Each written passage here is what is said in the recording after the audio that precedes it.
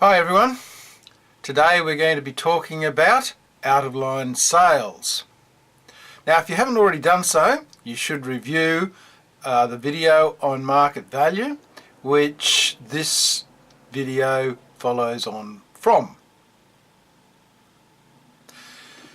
Out-of-line sales. What are out-of-line sales? Well, out-of-line sales are sales which are out of line. Out of line with what? Out of line with the definition of market value.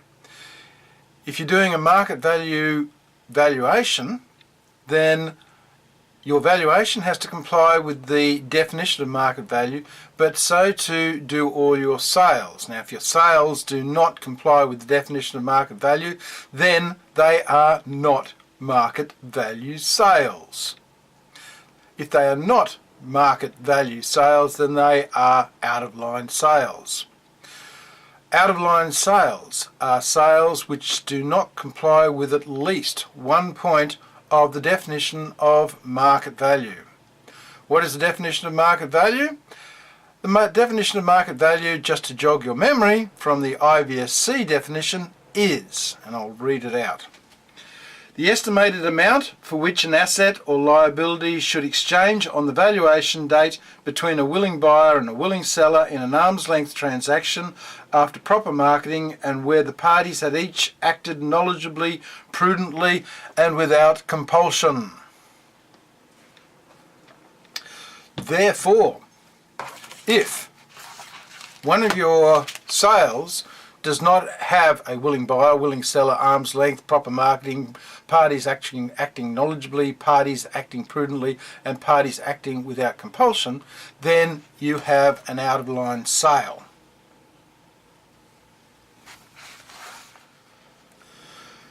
When you're undertaking a valuation and relying upon comparable sales, it's important to ensure that your comparable sales comply with all of the points of market value as defined by the IVSC, which is of course the International Valuation Standard Committee, as we all know. Out-of-line sales can occur where you don't have a willing buyer, for example. So a willing buyer could be someone like an adjoining owner. Now you might say to yourself, well, an adjoining owner is willing to buy, but they are only willing to buy a particular property, and that's the one next door. So they can't have a look around and say to themselves, I want to have a look at this property next door as compared to another property nearby. Willing seller. Typical example of a seller who is not willing is a mortgagee in possession sale. Therefore, you need to make inquiries to find out the circumstances behind the seller of each of the comparable sales. Arm's length transaction. Sales need to have an arm's length transaction. What's an arm's length transaction? An arm's length transaction is where the transaction is at arm's length. Where that occurs is where the two parties are not related.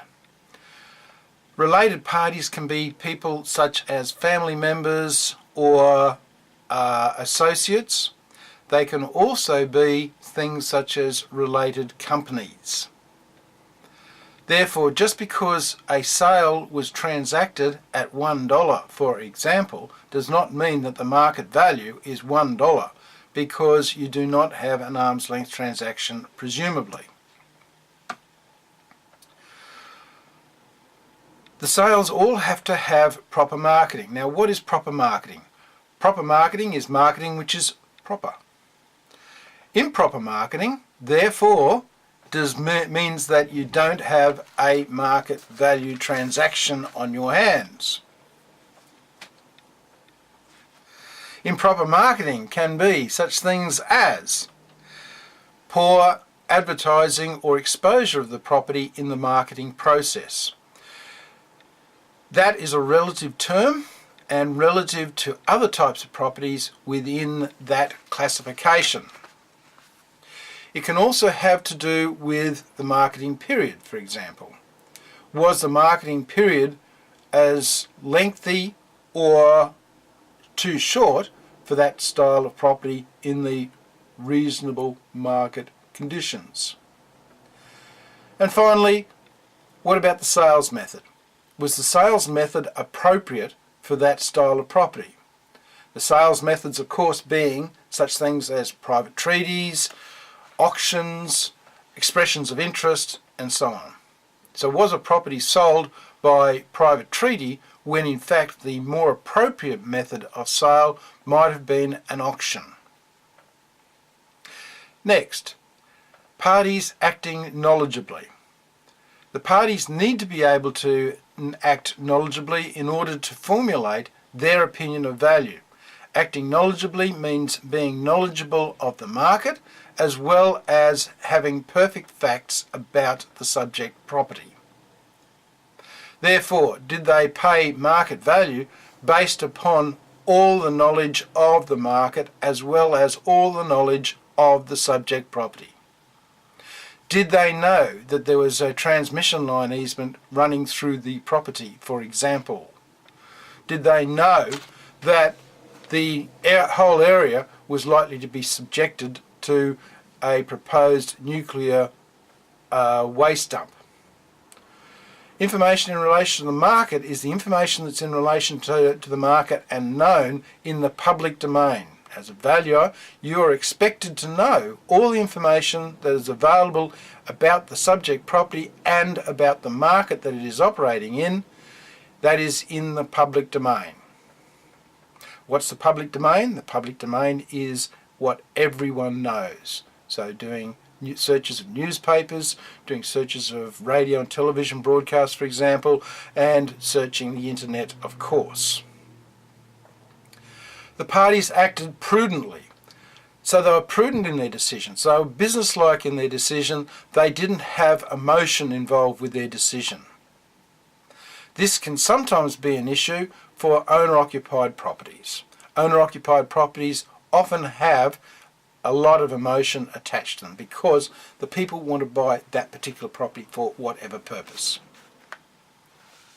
And finally, there was no compulsion associated with the purchase by the parties. So compulsion means that they were forced to buy, so therefore you don't have a willing buyer, willing seller.